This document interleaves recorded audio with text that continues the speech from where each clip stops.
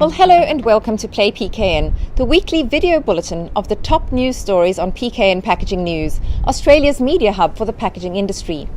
I'm PKN's publisher, Lindy Hewson, and this week's episode is sponsored by SMC. From carton infeeds right through to palletizing, SMC has you covered with automation products featuring world-class efficiency. SMC is more than pneumatics. Well, reporting season continues this week. First, we look at Orora's results, where cans were the standout Australian performer for the company in the first half of the financial year, while soaring inflation kept a lid on its beer and wine glass volumes. The US business also performed very strongly. Orora achieved sales revenue of $2.26 billion, up 13.9% on the prior corresponding period, and statutory net profit after tax of $108 million, which was up by 7.8%.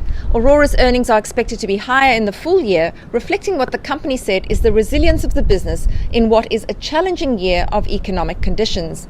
Orora says it continues to make good progress and is on track to achieve its sustainability goals aligned to the pillars of circular economy, climate change and community. CEO Brian Lowe said significant steps have been made towards the company's 60% recycled content target in manufactured glass products. The group's new cullet beneficiation plant at Gawler, South Australia is now fully operational. This plant is helping drive the average recycled content in manufactured glass containers above the 38% achieved in the last year. To Pact Group next, which saw its first half results above guidance as the company swung back into the black on an 8% rise in revenue, with strong performance in the packaging and sustainability divisions. Pact recorded revenue of $998 million, up from $927 million in the same period last year, with reported net profit after tax at $24 million compared with a $21 million loss for the same period last year. Revenue growth was driven by packaging and sustainability, which accounts for 72% of the group's business and for a reported revenue of $661 million, reflecting a growing demand for sustainable and recycled products made by Pact.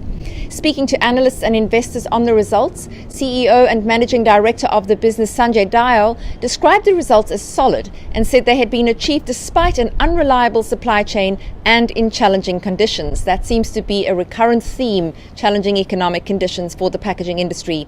Pact is making massive strides on recycling infrastructure development, with 3 major plants due to come on stream in the second half of the calendar year. This week we gave an update on the construction of Victoria's biggest PET plastics recycling plant, which is progressing apace, with installation underway of high-tech equipment which will be able to recycle the equivalent of around 1 billion PET plastic beverage bottles a year. Highly specialized sorting, washing, decontamination and extrusion equipment from Italy, supplied by Amut Group, and Austria, supplied by Starlinger, is being installed by workers at the 6,000 metre squared Circular Plastics Australia facility in Melbourne's Altona North. Circular Plastics Australia is a joint venture between Pact Group, Cleanaway Waste Management, Asahi Beverages and Coca-Cola Euro-Pacific Partners. When operational later this year, the new $50 million facility will be the biggest of its kind in Victoria and the equal biggest in Australia. The plant will be operated by Pact Group. And then on to some stories tied to the upcoming Sydney Mardi Gras and Sydney World Pride 2023 events this weekend. Lion-owned craft beer brand Little Creatures, in its first foray into limited edition packaging that's linked to a thematic campaign, is using packaging as a platform to celebrate its partnership with both events. The national rollout of the limited edition range sees several of the Little Creatures products in revamped packaging, sporting vibrant pastel colors and illustrations in homage to the Mardi Gras celebrations. Packaging and print suppliers include Visy for the cans, Labelmakers for the bottle labels, Westrock for the cluster packs, and Orora for the glass bottles. The limited edition products are available at bottle shops nationwide. Little Creatures is the official beer of the event.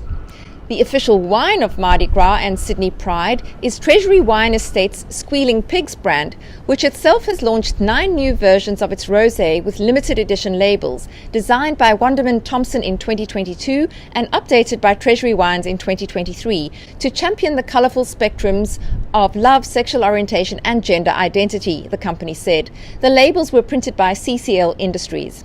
From now through to mid-March, Squealing Pigs is switching out the labels on every 750ml bottle of rosé across the country, with 9 limited edition Pride labels, each featuring cheeky rhymes that celebrate every letter of the LGBTQIA+ acronym and allies. Well, that's all from me for today. For all of these and other stories, please head to our website, packagingnews.com.au, where you'll find out all the details. Thanks again for watching.